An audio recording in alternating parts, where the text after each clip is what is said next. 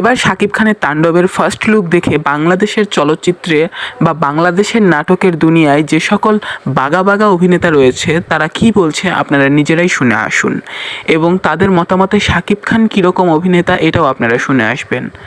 Ranking আমি করব না, ওই ক্ষমতা আমার নেই, কিন্তু অবশ্যই সবার আগে তো শাকিব খান আছে। একটু সোজা মানুষ, সোজা কথা বলে ফেলি, মানে লুকিয়ে টুকিয়ে কথা বলতে আমার খুব ঝামেলা হয়, যার কারণে আমি একদম স্পিকটি নট যেটাকে বলে একদম চুপটি করে রয়েছে আর কি, কিছুই বলছি না। যে নিজের জায়গা কি আসলেই করতে পেরেছি, যদি কি হয়, যদি কোনো কারণে আগামী 6 মাসে অভিনয় করতে না পারি, মানুষকে আমাকে আসলেই ভুলে যাবে, এরকম কিছু একটা প্রশ্ন থেকে যায়। অ্যান্ড আসলেই যাবে, কাজ এত ট্যালেন্টেড অভিনয় শিল্পীর এখন কাজ। তারপর আরো ভালো ভালো অ্যাক্টর এখন কাজ করছে। শরীফুল রাজ খুব ভালো করছে, he is a very good actor, আমার তার কাজ খুব ভালো লাগে, তার অ্যাক্টিং খুব পছন্দ আমার। এরকম আরো অনেকেই কাজ করছে।